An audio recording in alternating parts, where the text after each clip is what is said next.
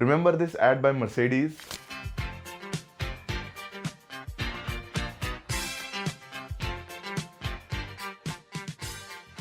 Jag had this to say. See? It's just like a Mercedes. Huh?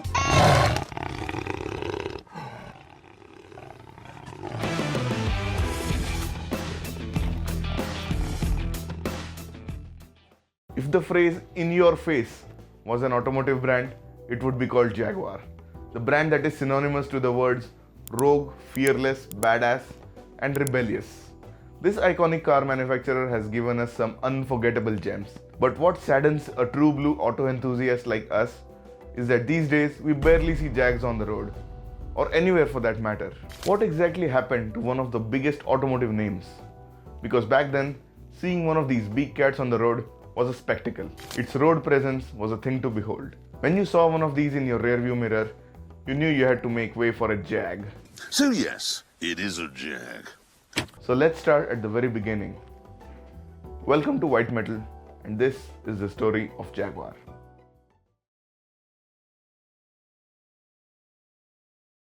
It all started in September 1922 when two auto enthusiasts, William Walmsley and William Lyons, officially joined hands to establish the Swallow Sidecar Company.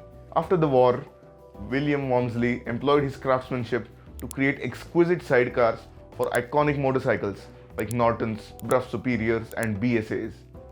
You can clearly see why his business took off, and just like that, his work caught the attention of his neighbor, a 20-year-old auto enthusiast named William Lyon, who later bought one of his sidecars. Together, the duo established Swallow Sidecar and Coach Building Company. William Walmsley graduated from building intricately handcrafted sidecars to automobile coaches. The first car to feature their coach work in quantity was the Wolseley Austin 7. It was beautiful, elegant, and sporty for the time. With time, the demand for their coaches started increasing, and William Lyon offered to go public with the name SS Cars Limited. Walmsley, on the other hand, was not on board with this, which is why he left the company and let the Lions buy him out. But adored by the masses, their coachwork went on to be featured in cars like the iconic Hornet sports car and the SS1 sports cars. The SS1 featured the iconic Swallow bodywork along with the chassis and engine coming from Standard Motor Company. After the Second World War, William Lyon decided to change the name from SS Cars to Jaguar. And yes, this decision was taken with the sole intention of avoiding any association with Hitler's SS, i.e. Schulstaffen. I am not one of you! And just like that, Jaguar was born. The Jaguar SS100 was the first car to feature the name. After that, Jaguar went on to produce some of the most iconic silhouettes that carved their name amongst one of the greatest. Introducing their signature look, the narrow grille and round headlamps around it, the Mark I was launched with a 2.4-liter straight-six engine. This engine was the XK series 2.4-liter, which developed 112 brake horsepower. This engine later evolved with higher cubic capacity variants ranging from 3.4 liters to even 4.2 liters. Be that as it may, let us know in comments if you'd like a separate video on Jag's engine lineup that made their iconic name in Le Mans and other iconic races. Coming back to the Jags, their saloon cars kept on becoming more and more refined, elegant, and beautiful. Just look at the lineup. It screams mafia all over. And as William Lyon rightfully stated their mantra, grace, space, and pace. After this, the stage was set for their sports cars. And the rich provenance does not end here. They went on to produce what is still considered to this very day as one of the most beautiful cars ever made, the Jaguar E-Type sports cars. A car so beautiful, even Enzo Ferrari confessed, "It's that one car that will make you forget a Ferrari." Yes, he actually said that. This rich lineage began with the Jaguar XK120. First put on display in 1948 at the London Motor Show, the car quickly became a sensation. When it went into production, it was the fastest production car in the world, which later went on to win titles in rallies and speedruns.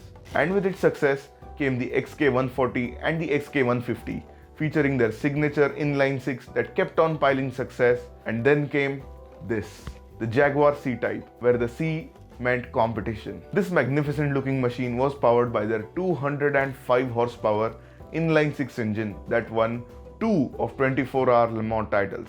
June the 23rd, 1951. The crowds that gathered that day for the start of the 19th Le Mans were soon to witness the triumph of another Jaguar legend, the C-Type. In 1954, the D-Type was born. While it shared most of its essentials with the outgoing C-Type, this one featured a revolutionary monocoque frame instead of a tubular space frame and a design that combined art and aerodynamics. That meant significantly improved cornering. This resulted in 3 straight victories in Le Mans in 1955, 56 and 57. After these races, Jaguar temporarily took a timeout and sold the unfinished D-Types as road legal sports cars under the banner of XKSS. One of the most sought after cars to this very day. You know it's a special car when Jay Leno owns it. Next in line was the E-Type. Offered in coupe and roadster body types, this was sold at just 2,098 pounds in 1961, which in 2025 would be around 59,680 pounds. Imagine if you're a petrol head and you had a choice between an E-Type and one of these cars. Which one would you choose? There was a time when Jaguar went out of its way to build a car unlike anything the world had ever seen. The legendary XJ220.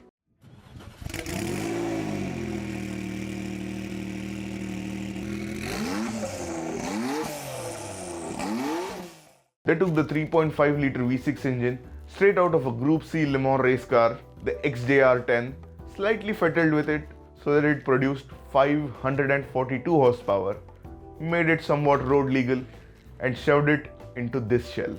The result was this 213-mile-an-hour rocket ship.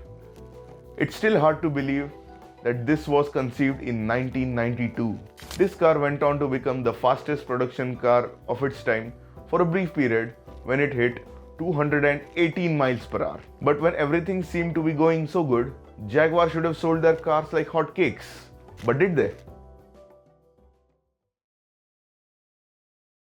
Let's see Jag's sales figures as compared to their German rivals in the last decade. We can clearly see that Jag wasn't even close to its German competition, and after the COVID pandemic, things only got worse. But why did it have to be this way? When you hear British engineering, most likely the first thing that comes to your head is unreliable. But apart from unreliability, Jags were infamous for timing chain issues, automatic transmission problems owing to the double changing gears, cooling issues due to poorly made coolant reservoirs, and overheating issues. The internet is full of owners endlessly ranting about these and a few more issues. It's not like the German rivals were flawless, but just the fact that Jaguar was competing against Audi, Mercedes and BMW, people generally steered towards Germans eventually. Is this what made the brand too hot to handle? Because ever since its conception, Jaguar has been owned by many auto giants. After they outgrew their Swallow sidecar company's brand image, they were bought by British Motoring Corporation or BMC in 1966. However, in 1980s, the British Motor Corporation went through a series of financial challenges, which is when Jaguar became a part of the British Leyland Group. In 1984, due to an initial public offering, they had retained independence for a while and continued to innovate the Jaguar style. That came to an end when Ford bought Jag and gave birth to extremely popular XK and XF models. While these models were well received by auto enthusiasts, Ford also faced a similar financial tragedy, just like British Motor Corporation, and finally decided to divest. That's when our very own Tata Group acquired the brand in 2008 and has been safekeeping it ever since. Ford is selling its Jaguar and Land Rover businesses to India's Tata Motors, a $2.3 billion deal. And then this happened. The entire community is wondering why Jaguar took this drastic step. This marketing and PR disaster can only be summed up well like this. And this makes the petrolhead community sad. But we have a good reason to think that this was a desperate measure, because the Jaguar way was clearly not working. as seen by their decline in sales. It's evident that even before the controversial rebranding, they were not well received. Does that mean the car community is also responsible? Well, the answer is partially, as we auto enthusiasts have the power to steer the car trends. The biggest lesson for us from this story is that if we don't take the reins in our own hands, the auto trends will keep on taking dire turns. For example, in India, sedans are on the verge of becoming a dying breed. Not that we have anything against automatic gearbox, but if we give up on manual transmissions, stick shifts could be the next to go extinct. Comment below which aspect of motoring you think should be treasured and which one deserves to go extinct. Thank you for tuning into White Metal.